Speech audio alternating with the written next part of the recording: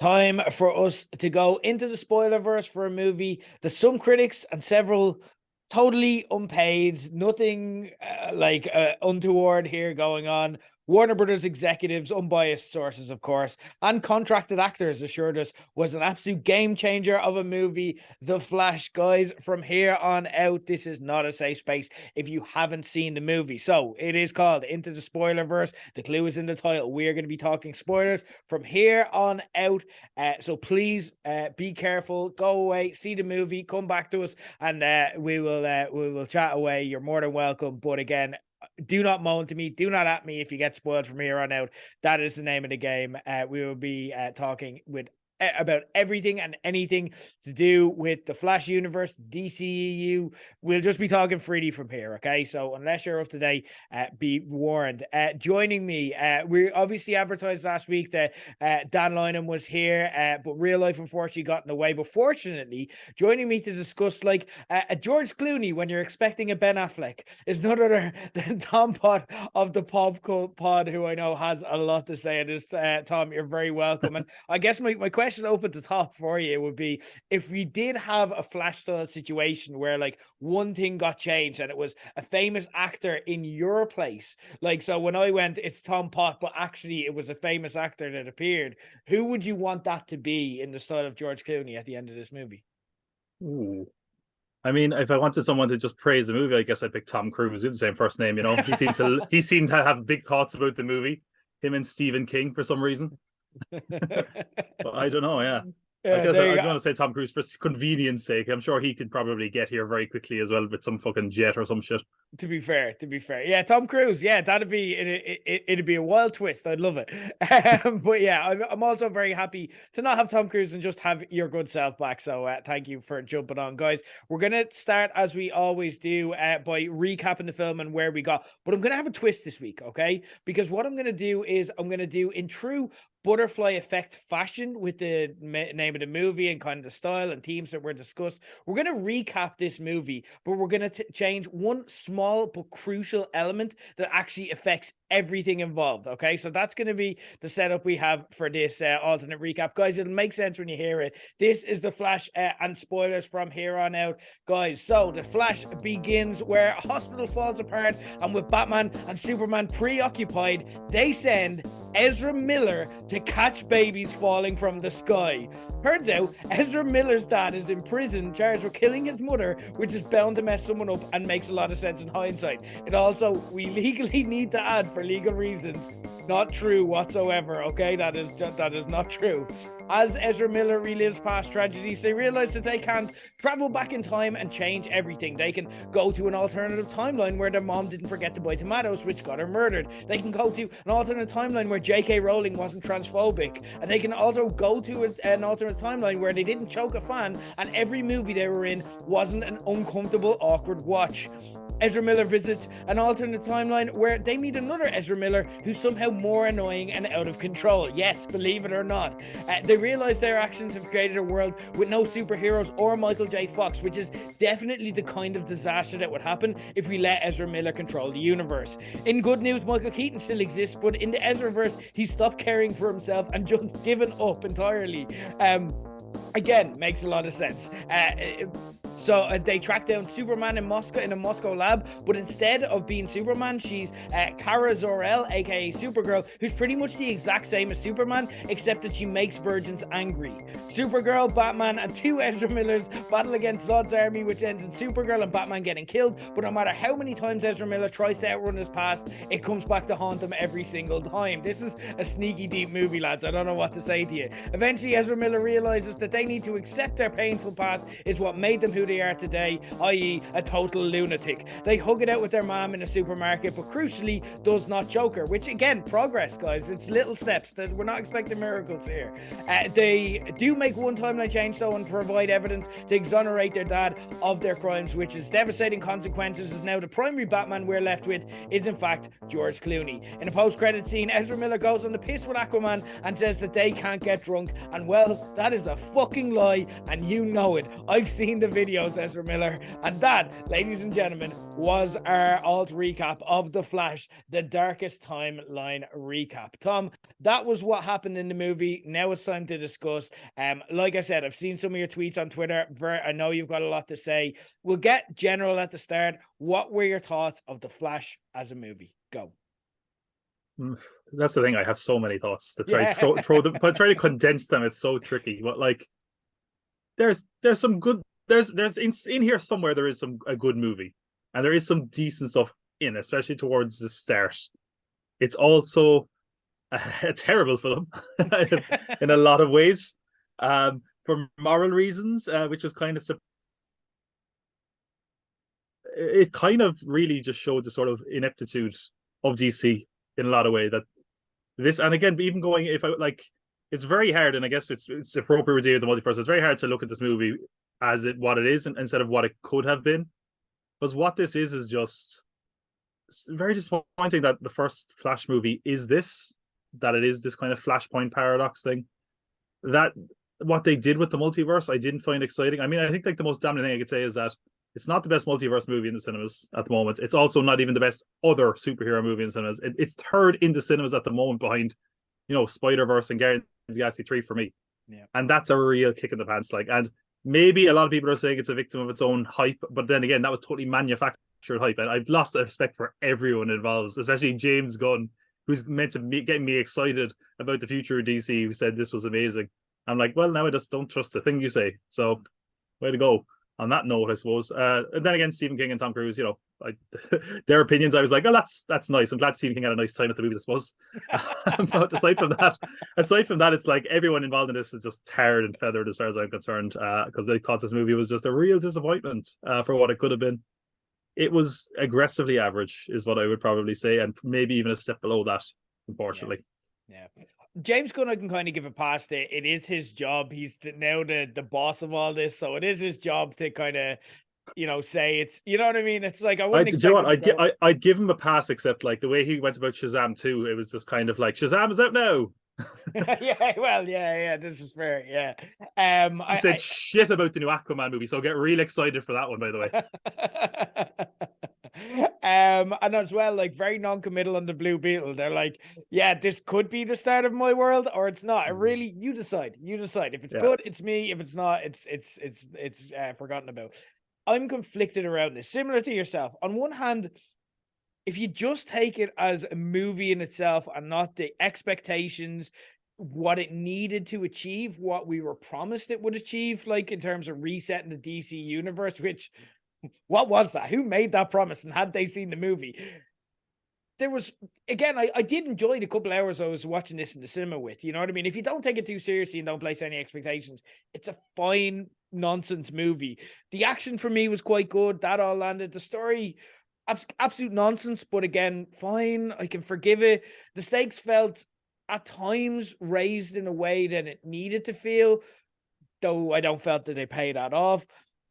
On the other, I felt that they were going for a really manufactured No Way Home vibe, but using nostalgia for a universe and characters that, aside from literally the one person they used, Michael Keaton, they didn't hit the same way as Spider-Man. So what you're missing is the gap between essentially what you feel for Spider-Man and what you feel for the Flash. And it's like, oh yeah, it's this, yeah, it's you. And I think we'll discuss the endings and kind of the implications for DC, if any. But the Too Long Didn't Read version is that it was a mess, and they threatened to pull the trigger for something interesting, but ultimately defaulted to the safest possible option, in much the same way a lot of the early pre-MCU movies did. And again, I kind of compare it to like a superhero movie we would have got in the late 90s and noughties, and I'm like, this was the standard, but now we have different rules applying, and now you're promising us that these follow these rules and actually surpass it. So again, it's hard not to judge them for that, because again, they did set themselves up, and that's kind of where I'm at with the Flash. If you don't think about at it at all. It's fine 2 hours in the cinema. It's a distraction. There's some interesting moments. There's some interesting potential. Like, it's a movie which also killed Batman and Superman. You know what I mean? And when they tried to reverse it, went, you cannot reverse killing Batman and Supergirl, apologies. But like, you cannot reverse this. And it's like, okay, that's interesting. And if you told me that on paper going in, if I'd had that spoiled, I'm like, oh, wow. Oh, this is challenging. But then when you watch it play out, it's actually, no, it's not at all. Like, it's a bit muck. It's a bit nonsense. But it's the hope that killed you, and kind of raising our expectations for this, that it would be this game-changing experience or set DC on a new path or anything of note whatsoever, just left me disappointed. And there's no way to get around that. There's no way to kind of mitigate that. I don't know. Maybe that's just me. Of course, all of this was, I don't know, I don't want to say the word tainted, but the presence of Ezra Miller and everything they bring loomed over this, and kind of it seemed like a curse project from the start with everything that's happened over the past few years. What was the Ezra Miller experience like for you? Were you able to detach? Were you able to enjoy? How was all that for you? I would say, like, for the most part, I was able to detach, and I do think, like, because there's people that are very conflicted about seeing this movie seemingly online. I mean, a lot of people didn't see this movie, so maybe that wasn't a factor at all. But like, you know, and it is, I should say, it is possible to want someone to kind of face, you know, consequences for their actions legally, morally, or ethically, and also wish them the best in that they get help for themselves. Like, and I think there's a lot of people that are saying it's one or the other. Like, Yeah. And I mean, aside from the very kind of obvious moments where, like, the movie kind of drew attention to that, like having Ezra Miller around kids or kind of kidnapping people, I was like, some of those allegations are true. Or when he says the Justice League doesn't have a good mental health like coverage, I was like, oh, that's something that should have probably stayed on the cutting room floor. But other than that, I mean, I could kind of detach from it. Like, I will say I haven't really rated Ezra Miller as the Flash so far in general. I don't think he's been great. I just find his mannerisms to be too awkward. I don't think the Flash has to be that, and I don't like the kind of portrayal he's done so far. I do think, or they, sorry for the pronouns. I don't think, like, they have done a great job with this film. I think it's probably their best performance so far. I still don't think it's like people are saying this is amazing, this is transformative. I do think they do really well with the emotional scenes. I will say that much. But I think, like, when you just have to tolerate them on the screen, and I guess them now, it's kind of very grating. Like, I mean, they kind of draw attention to it, like, oh, there's another barrier, he's more annoying than me. I'm like, yeah, he is, yeah. But don't sell yourself short, mate. You're pretty fucking annoying as well. Like, yeah, very true. I'm going to be honest, and like, again, I respect it's kind of like, again, we're about wrestling fans, and we have the Chris Benoit quandary. Do you know what I mean? It's, can you watch matches of his? Can you enjoy them? Can you appreciate the wrestler and separate that? And we've lived with that like since 2007.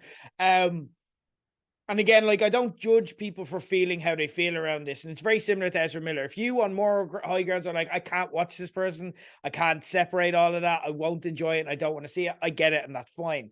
Having said that, if you've made the decision to then go into the screening, if it affects your viewing in a tangible way, I get it. And I'm interested in hearing that, because it's an interesting discussion. But I have heard a lot of bad faith takes. Do you know what I mean? I've heard people go out and say that, like, everything in this movie was great except for Ezra Miller, and they ruined everything. And it's just like, no, that's not the movie I saw. Like, I'm not saying that they were amazing or anything like that. I don't want to kind of overhype them on the flip side as well. That's kind of a hot take too. But I've heard people kind of like, just, they shit on Ezra Miller because they feel like that's the thing that they need to do, and they need to be on the right opinion and stuff like that as well. I'm like, I don't know. I don't think that's necessarily fair or accurate, and it doesn't vibe with me personally. I thought there were some positives to take away, very similar to yourself, but I thought there were some positives to take away, similar to what you're saying with the emotional scene. I think Ezra Miller does, and I think this is probably just because real life kicks in, you play what you know.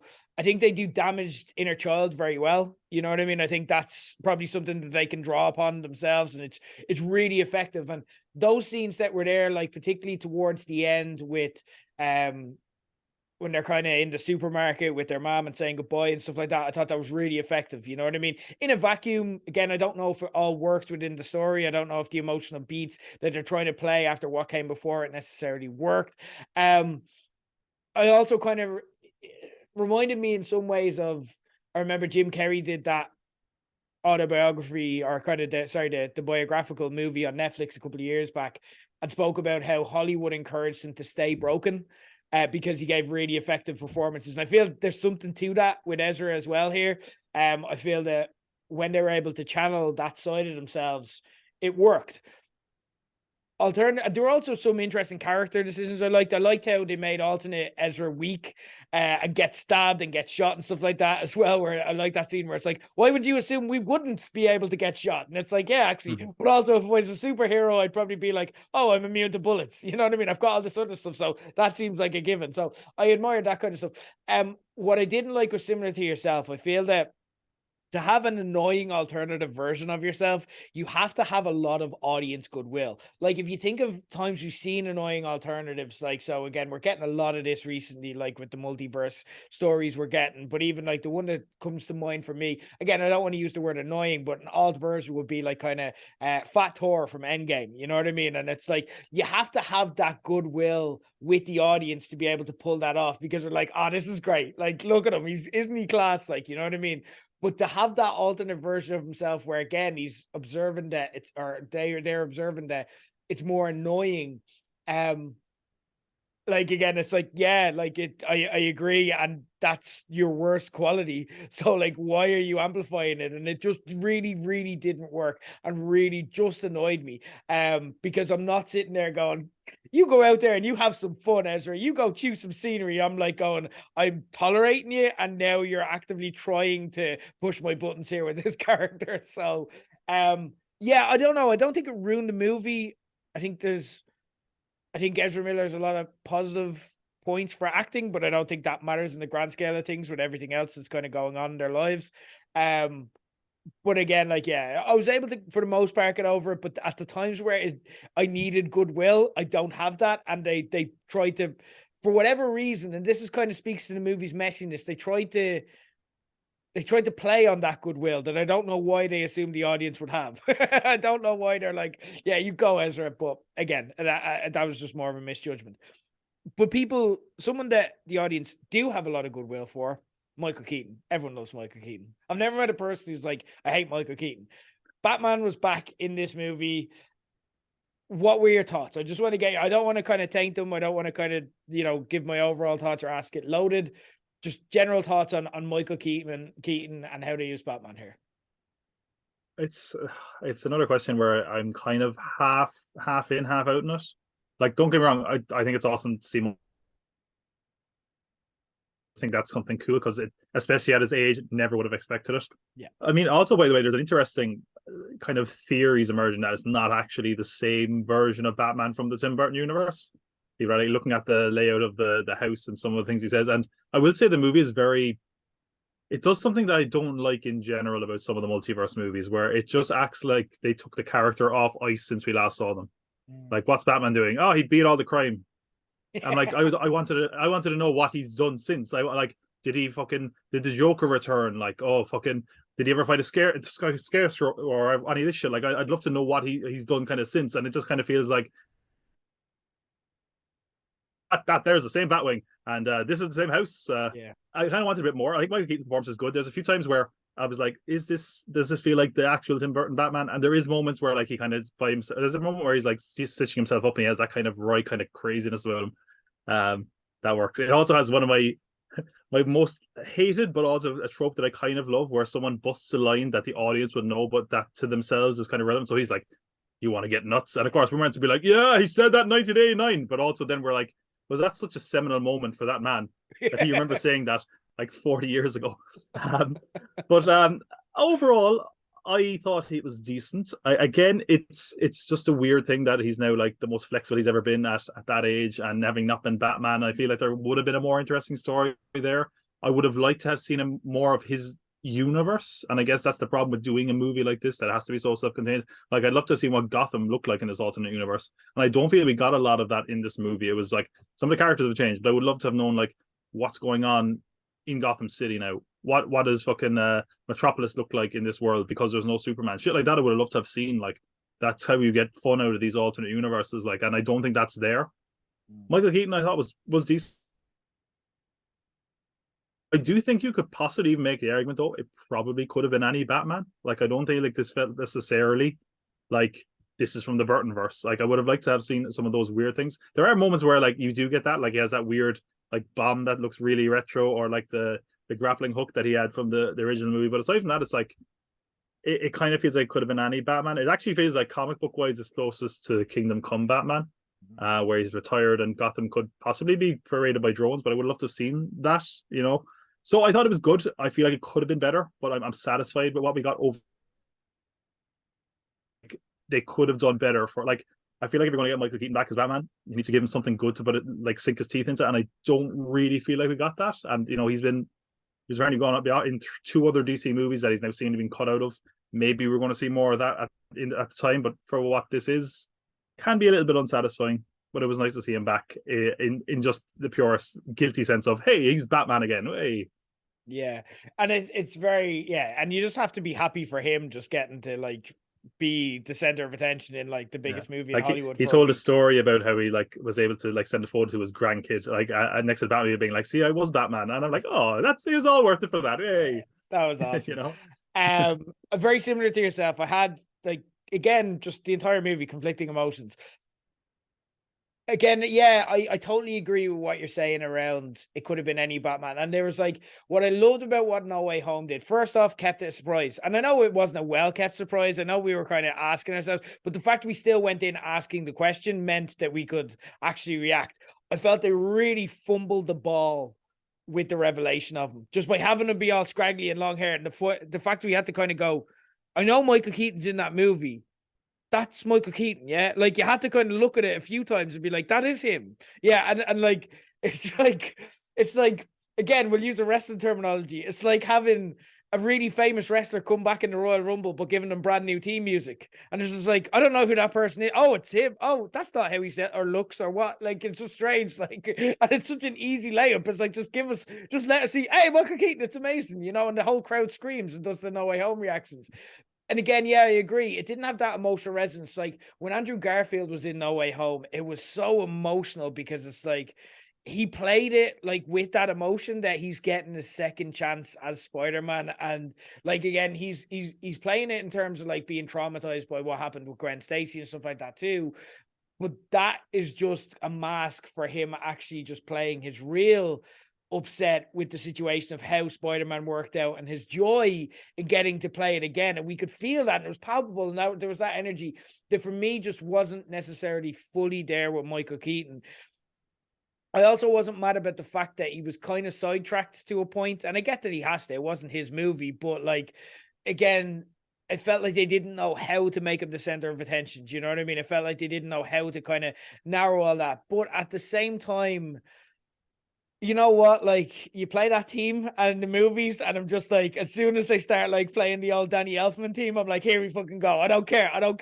And it is cynical. It's totally like casting them and advertising them was a totally cynical ploy to just get asses and seats. And it was just like, what can we do to get people here and interested in it? But guess what? Sometimes this works. We're in 2023. We're past the looking glass of let's be respectable and let's be like daring and stuff like that. It's like, okay, Grant, we have projects for that. We've got Andor and Star Wars for that. Like that's where we get our kind of respectful ways. But now this is like, just give us the fan service we want. I think it's also hard to attack this because there's much more egregious and bad forced into this movie that this one almost gets a pass. Yeah. Just because of what happens later. This is the 15th worst version of this. Yeah, exactly. I agree. I also, I like that you picked up on the let's go nuts line. What I found interesting about it, and there's people going absolutely apeshit at that. I agree with you where it's like, yeah, it was very much said in the heat of battle. Like, I don't know if he'd remember he said it afterwards, but again, like, also at the same time, I don't know if you've ever met like people who were famous 20 years ago. Like, if you've ever gone to any of the cons or anything like that, they fucking love saying their catchphrase. They fucking love it. They're like, but I just don't want that to be Batman's catchphrase. Like every time he's into a fight, he's like, let's get nuts. And they're like, what? What is he saying? saying? What's this about nuts? Yeah, but also like neither of the Flashes would know that that was the thing because they weren't there. You know what I mean? It's like Captain America. No, how does everyone know he says I can do this all day? He'd have to do an interview where he's like, and I said I can do this all day, which kind of takes away from the coolness. Well, there's another moment as well, like in Endgame, it's the same thing. Like there's that portal scene, and Falcon's like on your left, and the audience is like, "I remember that line," and then I'm like, "That would have been like fucking." I'm doing the math in my head. I'm like, "How long ago was that?" I'm like, "Oh, I hope Cap remember. Does Cap realize that as a reference?" No, I just want to remember like what would have been 8 years ago for you now, Cap, but it's 4 years for me. But let's forget about that because I got to get this in. The one time we were going for a run, yeah, I definitely agree. So yeah, look, it was messy, but also very happy to see Michael Keaton back. Can't be too angry for exact same reasons you said. There was a so kind of they made the choice to use Man of Steel as the backdrop for this, and I get it. I see. Look, they're taking it back to the start, and this is the end of this version of the DCEU. And Zod, played by Michael Shannon, is the main bad guy, and of course, then we kind of expected that to lead into Superman, but got Supergirl as advertised as well. What were your thoughts on having this as kind of the backdrop to the movie? Like they needed a narrative, they needed something to push it around narratively, and I guess since it's a superhero movie, it's got to be a bad guy and an attack, and they have to save the world. What were your thoughts on all this? I think this sort of encapsulates the failure of the DC universe, because when you look at like part of a lot of the fun of, like, we just referenced Endgame, like going back to those films and things like that, and going back to scenes from previous movies. When you look at like the DC universe and what they've built, the DCEU, if that was its name, or because they keep deciding whether or not it's the name, there's not a lot of stuff that people actually know, remember, and like. And like Man of Steel is a film I have some conflicting thoughts on, but I actually have grown to have a somewhat respect for it over time. And at the very least, it was memorable when Superman leveled the city, you know. So it's like, what is, when could they also actually go back to that would work in the DC universe? Like it would have been that, or Batman v Superman, I guess, or no, they're not going to go back to something from Suicide Squad. So I get them doing that. I don't think it was especially exciting or necessary that they did that. Like, as much as it was like, let's go back. Like they the only thing that was interesting was they retconned the Flash as this, like his first time being the Flash was in that universe. And I kind of like that idea. It's kind of lazy to a certain degree, but and again, it also actually has a connection to another DC film later on where Batman's like, just save one person, and it's like, well, he actually did that once. But I also feel like they didn't really make the most of that setting. Like it would have been interesting seeing Metropolis again. They actually could have basically retroactively fixed the problem that a lot of people have with that movie, which was Superman destroying Metropolis. Supergirl could have done it right. The internet would have gone fucking mental if they did that, so I would have loved it. But aside from that, it's like they brought back Michael Shannon as Zod, and like the dude, like I honestly, you could have told me that Michael Shannon never appeared on set, and I would have believed you. Like, and the effects in general in this movie are pretty bad, and I don't buy Andy Muschietti's excuse that this is, you know, oh, this is how the Flash sees things. It's like, okay, but what about scenes where like one thing looks shit and everything else looks like normal? You fucking liar. But like, I feel like Michael Shannon is like walking through this. I know they brought him back for a narrative reason, but I feel like there was nothing really of benefit to bringing him back in general. Also, I mean, there's other issues then where like the super speedsters, like the metahumans, the two Flashes, like fighting Kryptonians, shouldn't really be able to do that as much, like, because we've seen Flash fight Superman and it went very differently. So it's like, you know, shouldn't have gone that way really. But I don't know, it wasn't anything interesting. I feel like the movie kind of struggled when it comes to a villain, because Michael Shannon is in it for the last act and is totally wasted. There is another villain who's kind of somewhat present, but really just there as, like, I guess, a metaphor for don't fuck with time travel, which we've already get very quickly in the movie. So it was kind of pointless to bring it back. I understand the logic of bringing it back, and like under different circumstances. And it is crazy to think about this, because we talked about Endgame now. Endgame came out, you know, movie that was 11 years removed when it came out from the first MCU movie, Iron Man. This is 10 years nearly from Man of Steel, and look how badly they fucked it up. that they had like one movie that people remember to go back to, and they couldn't even do that right. They couldn't go back to all the scenes from these beloved movies because there's not that many. So it's like, man, it really shows how inept the whole universe was in a way, and now that's collapsing in on itself. I thought it was fine, but it really could have been anywhere. I don't think it needed to be Zod. I actually think if they could have done anything, they might as well have made it a different new villain, just for the sake of it being interesting, because what we got wasn't all that interesting. There was apparently at one point that it was going to reveal that Super Girl was going to be the daughter of Zod, and that would have been kind of interesting. But for what we have, it's like, oh, Zod killed baby Superman, and we're like, oh, okay. I mean, you've killed Superman off in this universe before, and it's an alternate universe, so I guess, and that's kind of the only time it actually messes really with the alternate universe in an interesting way. So it's like, I don't know. I kind of feel like they brought it back in the Man of Steel universe, fine, but you didn't need to do that. It didn't make or break the movie for me in any way. It didn't really add anything, to be honest. Seeing Zod back didn't matter to me because I didn't feel like Michael Shannon wanted to be there. So I'm like, okay, well, if he doesn't want to be here, like, I don't have any passionate feelings for seeing this villain again. So fine, I guess. This for me was because, again, they set up their premise and I'm like, okay, yeah, grand, I'll roll with it and I'll see whatever you want to do. And again, I have that expectation that whatever this premise is, you're going to launch me towards whatever the new DC universe is going to be. So I'm okay with it and I want to see where it goes. And then you've got Michael Keaton there. You introduce Supergirl. She's very cool. Big fan of Sasha Calle as Supergirl. Thought she was great as Kara. I feel a bit bad for her. I want to see more. You know what I mean? I thought the fight scenes with her were great. Something that DC has been inconsistent with. How do you pull off the super fights? I thought she nailed it because it's such a difficult historical trope for them to do because it just makes Superman interesting. You know what I mean? And I think they got that right.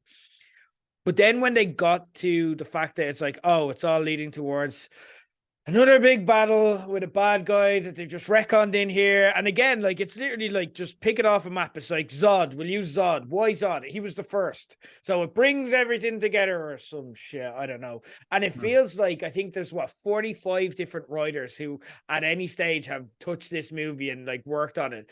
And this is a movie that as well has gone through like 4 different directors. It's been in the development hell. And this was the point where I came across because, again, like, it's just, there's a bad guy at the end. There's a big battle because that's what superhero movies end like. And that wasn't actually the tension of the movie. And what I thought was really interesting about the movie and where the movie had so much potential was we don't need a bad guy here.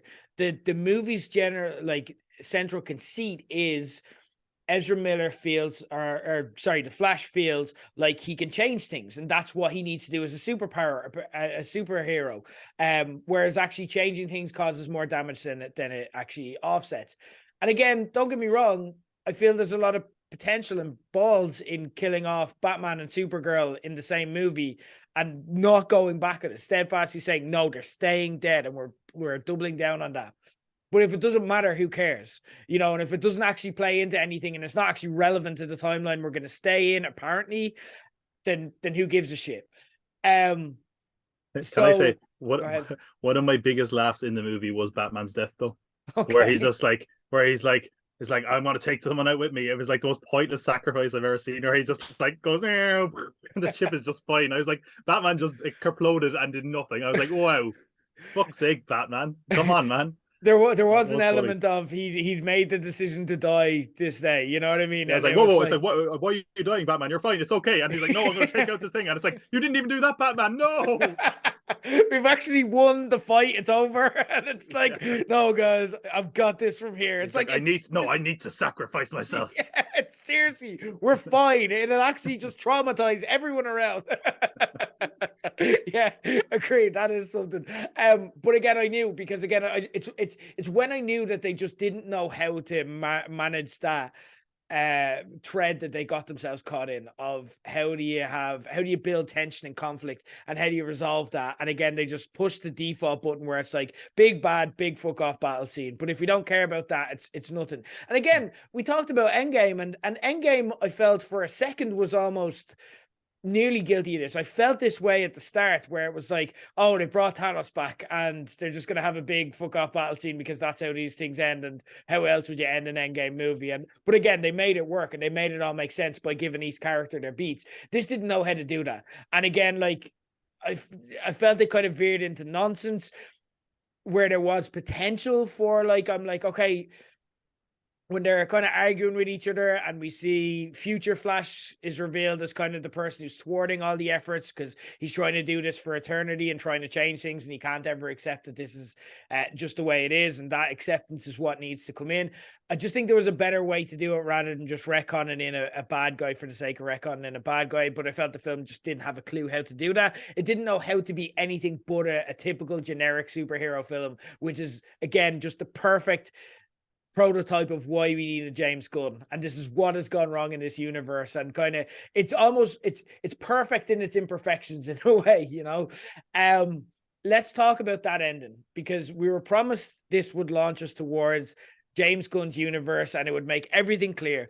For those who don't read the comics, and I don't know, maybe you can give some insight on this. This is based on Flashpoint 2011 Flash comic, where it essentially just reset the entire DC comic universe. It kind of took all the disparate timelines and in a very similar way to what they did with Flash here, kind of just, and again, like we can relate. DC is spread over multiple timelines now. We've got the Batman, we've got Joker, we've got this, we've got that, and then just reset it into one overarching new major timeline, and then each individual character got a reboot movie, and that all made sense, and that appeared to be what we were going for, and that appeared to be what they promised us. And again, we know this universe is resetting.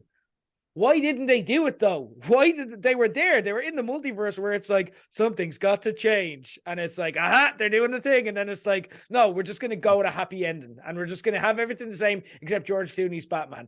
That was pretty egregious for me. What were your thoughts on the ending and how it sets us forward? How does it set us forward towards James Gunn's universe? I don't know. What were your thoughts? Yeah, I can give some insight into the comics as well while we're at it. So, because it's interesting. So the Flashpoint, I think 2011 was the year it came out, or maybe even early, maybe 2009, I don't know. But yeah, the Flashpoint story was basically what we get here. Flash goes back to try to save his mom, fucks up everything. Basically, you know, Thomas Wayne is now Batman. Bruce has died. Martha Wayne is the Joker. All this insane shit that we don't get in this movie, which is kind of a shame. What we also get is, like, this movie in some ways is also Crisis on Infinite Earths. Crisis on Infinite Earths was, I think in the 60s, we had something called Flash of Two Worlds. So, like, there's a scene we have to talk about, I'm going to go mental with all these crazy cameos where you're like, oh. But there's one scene where there's a Flash with a hat on. That's Jay Garrick, who was the original Flash. And in the 60s, I want to say 1961, someone's going to be like, no, it's not. But 1961, there was the Flash of Two Worlds, where finally Barry Allen met Jay Garrick. Those two worlds came together and established that they're the Earth. Then in the 80s, I think it was, they did Crisis on Infinite Earths that basically took all these universes and condensed into one DC universe. So this is kind of teases that it was going to do that with the presence of Jay Garrick, with these worlds colliding into each other. And then it just doesn't. Yeah. I think I'm guessing, okay, because apparently the ending has been lots of different versions of the ending. I know for a fact that Warner Brothers originally were going to build up to a Crisis on Infinite Earths movie, which would have been all that insane shit. I'm guessing that when James Gunn came in and when they saw the writing on the wall that this wasn't going to do very well, they said, we need to just spin this off so it's its own thing, that there's no way it can be part of this universe unless we really, really, really want it. I think that's why our post-credit scene is literally just Superman and Flash getting drunk.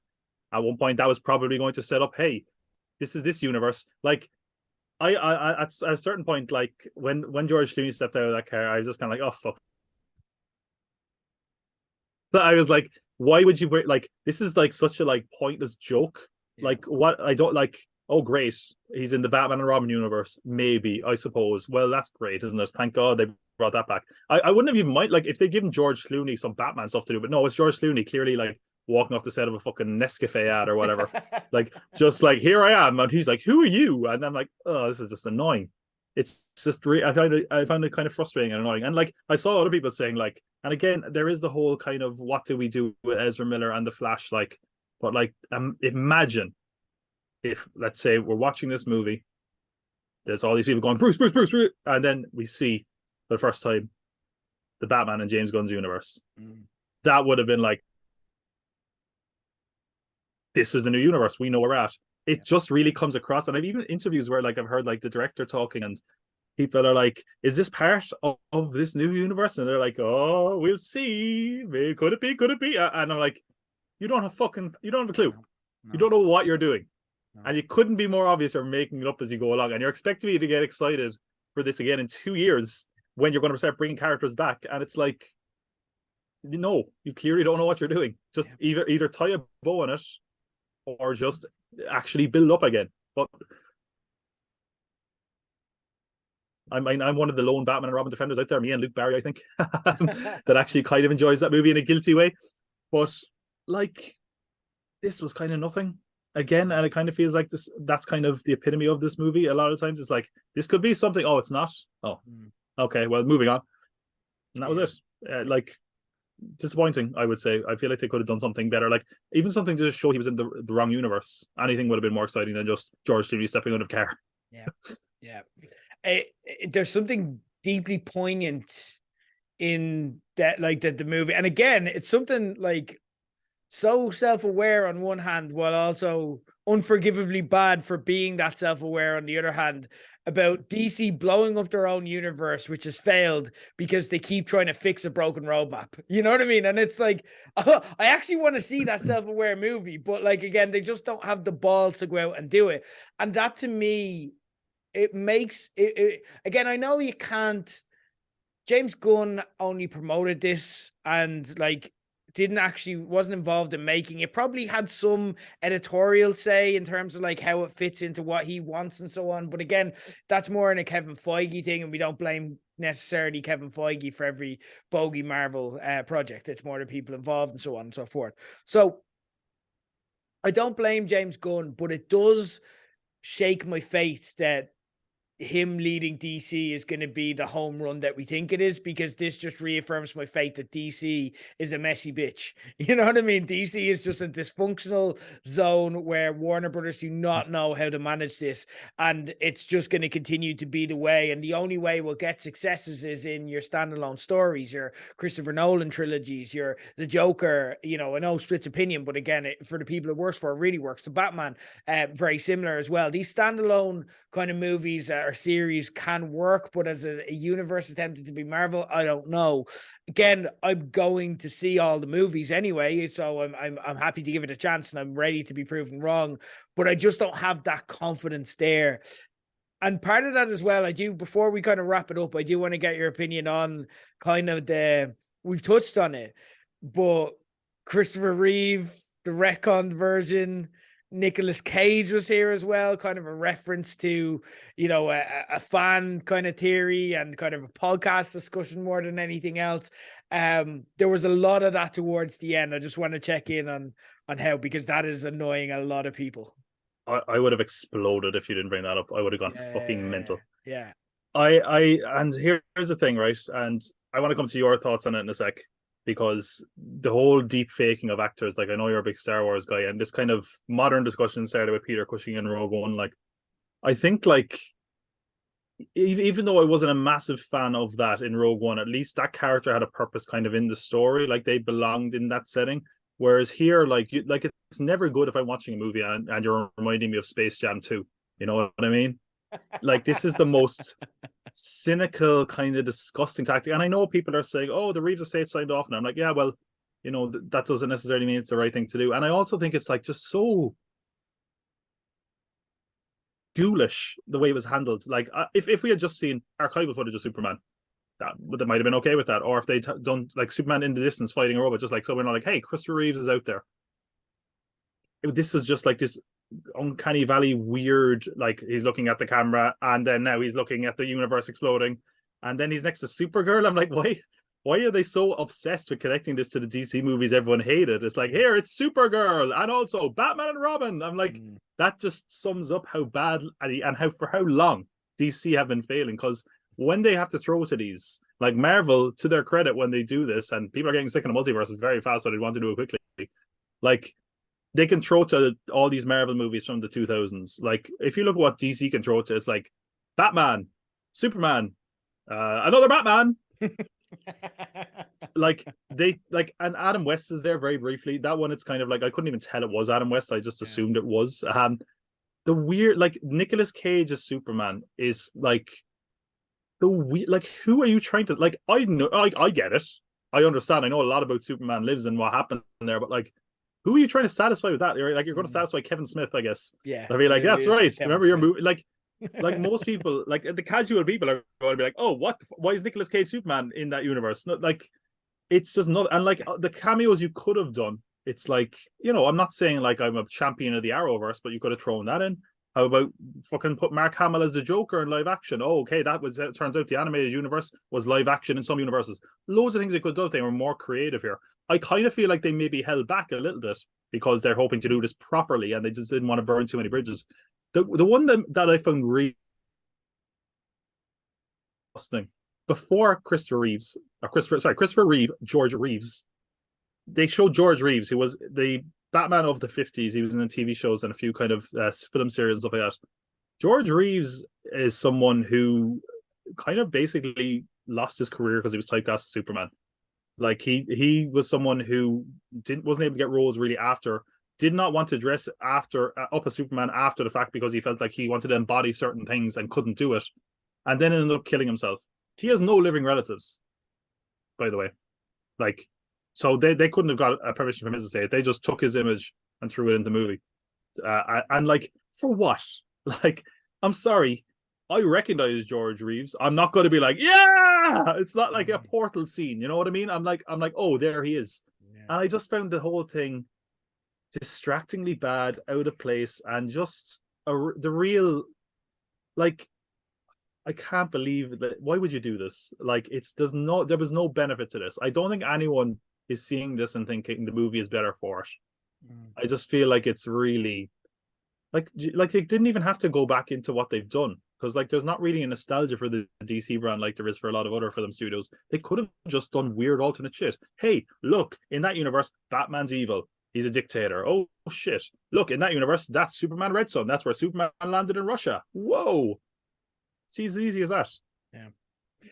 Yeah, I know. And and they had to spend loads of money reanimating dead actors. Like, it was bad. It was bad.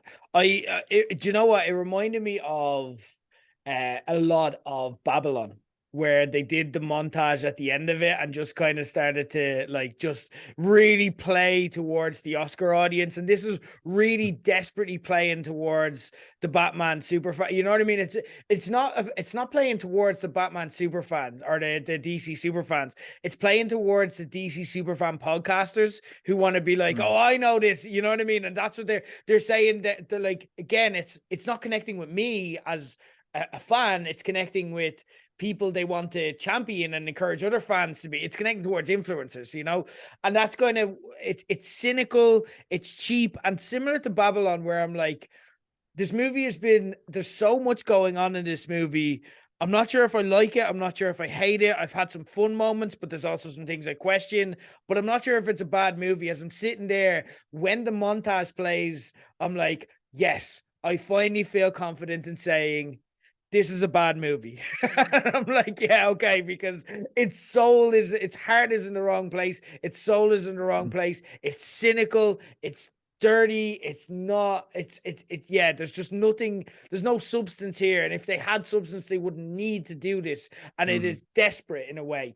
So that's kind of where I sat with this. I don't mind the deep fakes. I don't mind cameos. I think deep fakes it's good when it's done well. You know what I mean? And that's simply, we can point to several times it's done terribly and cynically, and this is definitely one of those occasions. But we can also point to times where it's done really well and it's been effective. You know what I mean? And it's the same as anything. I know a lot of people conceptually feel that it's in poor taste, and there definitely is instances where it is. But then there's other times where it's really respectful. Like you look at Paul Walker in the Fast series, the one poignant moment that series has ever had was because they were able to deep fake it and it made sense. You look at Star Wars, you look at kind of, the end of the Mandalorian as well. Like kind of those things, like it worked in those situations. So I can't turn around and say that I hate it. But it was cynical here, and it was one of those cases against it. And again, it just made me feel comfortable going, yeah, this is not a good movie. And again, they failed because they needed to put this in. So we're kind of, very similar in perspective. I'm going to ask you, and again, I'll be deliberately vague with this so you can take this as you want. Where would you rank this? How would you where would you put this in your own kind of perspective and your own personal rankings? And you can take that to mean whatever you want. It can be DC movies, it can be superhero movies, it can be general movies, whatever you want. How would you think about this in terms of how would you contextualize The Flash? I think, like, I mean, if I was put it first in DC films, I probably put it in the middle somewhere. Like, necessarily a mark of quality. I think it's more that some of the DC films have been really, really bad. As far as other superhero movies go, it's like I don't think it's one that I'm going to recommend to anyone. Like when it comes to like the films where it's like, oh yeah, you should watch this. I know you're not a fan of superhero films. This is definitely not the film for that. It's not good. It's hard to rank it. Like it's not really on a high on any list I could think of really. I think it's something that like when the years kind of go by and we look back at this retrospectively, it's going to be just a weird novelty. Like, oh, remember when they brought back Michael Keaton as Batman? Oh yeah, it's not really one that I think is going to stand the test of time. Ironically, it's kind of middle of the road for a lot of reasons, and kind of like you were saying there, like I actually was trying to figure out when the movie lost me, and I don't think there's a clear moment where I can be like, that's when it got bad. Like I thought, like genuinely, I don't know, I'm shitting on and tearing into it.